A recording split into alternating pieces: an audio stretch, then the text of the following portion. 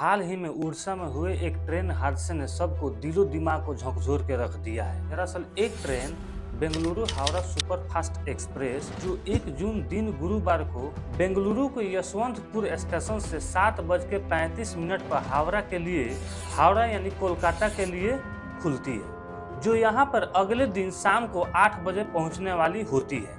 लेकिन 6:30 में अगले दिन ये भद्रक में पहुँचती है, जो उड़ीसा में पड़ता है, और उसके अगले स्टेशन 7:20 में बलासर पहुंचती, यानी तकरीबन यह 12 बजे ट्रेन हावड़ा में पहुंचती। यानी एक तरफ से यह ट्रेन 4 घंटे का विलंब कर रही थी, 4 घंटे के देरी से चल रही थी। उसी दिन 2 जून दिन शुक्रवार को 3:20 पे हावड़ा से चेन्नई जाने के लिए कोरामंडल एक्सप्रेस खुलती है, जो अपने निर्धारित समय से चल रही है। जब यह ट्रेन बलासर स्टेशन क्रॉस करती है, तभी उधर से आ रही 4 घंटे late Bengaluru Howrah superfast express Bahanaga Bazar station के लूप पे खड़ी मालगाड़ी में टक्कर देती है, जिसके कारण उसके 12 बोगी लाइन से उतर जाती है और 2 बोगी टूट कर उसमें से दूसरे पटरी पर चली जाती है। तभी उधर से आ रही अपने समय पे, अपने निर्धारित समय पे कोरामंडल एक्सप्रेस इस बोगी से टकरा जाती है और यह घटना भीषण घटना का रूप ले लेती है। इस घटना के बाद से रेल मंत्री से लेकर प्रधानमंत्री तक, कहीं कहीं मुख्यमंत्री तक वहां पे पहुंचते हैं। और तो और मरने वालों की संख्या मीडिया के थ्रू कम से कम 288 बताई जाती है, जबकि घायलों की संख्या 850। लेकिन जिस कारण से एक ट्रेन की 12 बोगी उतरी है, प्लस दूसरी जो क्रॉस करके मारी है उसकी 2 बोगी उतरी है, अगर नॉर्मल हिसाब से मिलाया जाए तो एक बोगी में 150 से 200 व्यक्ति होते हैं, हुआ तो 14 बोगी।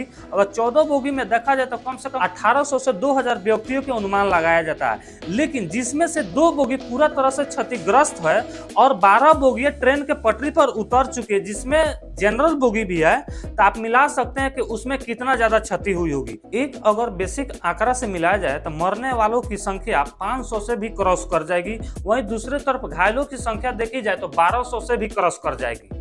लेकिन ऐसे ऐसे घटनाओं का दुख दर्द छुपाने के लिए, लिस्ट छुपाने के लिए सरकार क्या करती है, जल्द से जल्द मुआवजा पास करा देती है।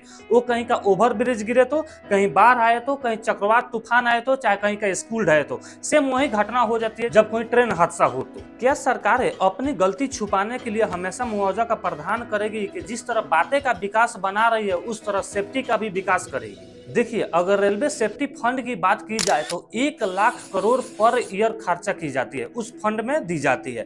यानी 2023-24 की अगर बजट में 2,40,000 करोड़ रुपया रेलवे बजट दी गई है, तो उसमें से 1 लाख करोड़ सिर्फ रेलवे सेफ्टी फंड में जाएगी। बचा 1,40,000 करोड़, उससे रेल की पटरियों का शुरुआत होता है, यानी निर्माण होता है, और जो बाकी स्टेशन का निर्माण होता है, स्टेशन का डेवलपमेंट होता है, वो होता है। अब देखते हैं कि सरकार यहाँ पे रेलवे सेफ्टी के लिए क्या कर रही है। यहाँ ओपोजिशन के द्वारा एक सवाल उठाया जा रहा है कि जब रेल मंत्री अश्विनी वैष्णव द्वारा 4 मार्च 2022 को रेलवे कवच सारे ट्रेनों में लगाने की प्रावधान की गई थी, तो आखिर हुई क्या, उसका प्रावधान क्या निकला कि वो डेवलप क्यों नहीं कर पाई? आपको बता दें कि रेलवे कवच क्या होता है। रेलवे कवच एक ऑटोमेटिक ट्रेन प्रोटेक्शन का काम करता है। यह एक ऐसा सिस्टम है जिसमें 2 रेल अगर सामने से आ रहे हैं, by the way loco pilot का ध्यान नहीं जाता है, तो ऑटोमेटिक या कुछ दूरियों पर आके अपने आप ब्रेक लग जाती है, जिसके कारण दुर्घटना होने की संभावना ना के बराबर रह जाती है।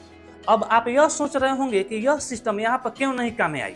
देखिए, भारत की रेल पथ बहुत बड़ी है और इसको लागू किए हुए मात्र 1 साल हुए और इस पे बहुत तेजी से काम हो रही है, क्योंकि 1 साल में 15 रूटों को इससे क्लियर कर दी गई है। तो जाहिर सी बात है कि अगले 4 या 5 सालों में ऑल ओवर इंडिया के जितने भी रूट है सबको क्लियर कर दी जाएगी इस सिस्टम के थ्रू। और जब यह काम पूरे ऑल ओवर इंडिया में हो जाएगी, इस सिस्टम में घिर जाएगी, तो हम लोग को रेलवे जो दुर्घटना होती है ये शायद ना के बराबर हो।